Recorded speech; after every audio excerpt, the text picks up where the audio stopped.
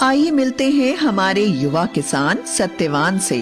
शहर से पढ़कर आया ये नौजवान वैज्ञानिक तरीकों से खेती करता है और भरपूर फसल उगाता है।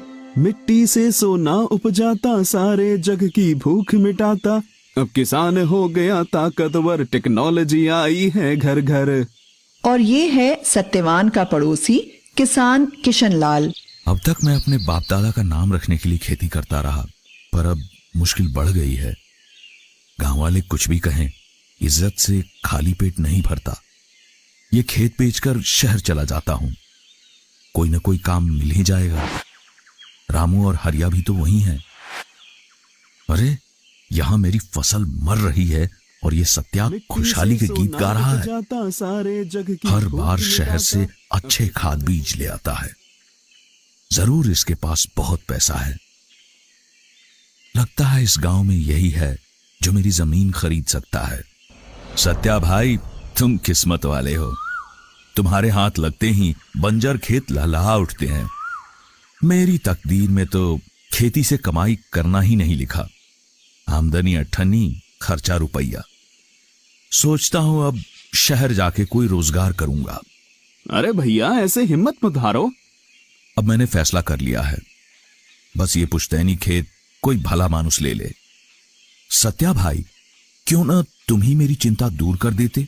तुम्हारे खेत से लगता हुआ ही है, इसे मिलाकर अपना खेत बड़ा कर लो।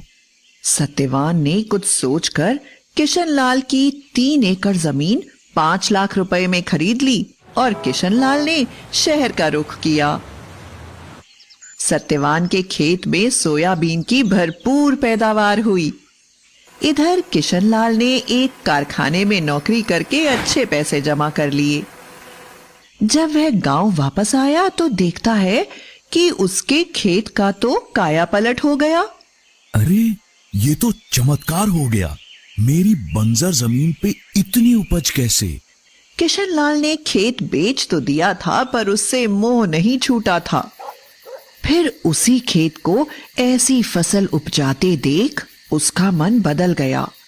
फिर रात भर सोचता रहा कि कैसे भी हो सत्यवान से अपना खेत वापस लेगा और जम के खेती करेगा।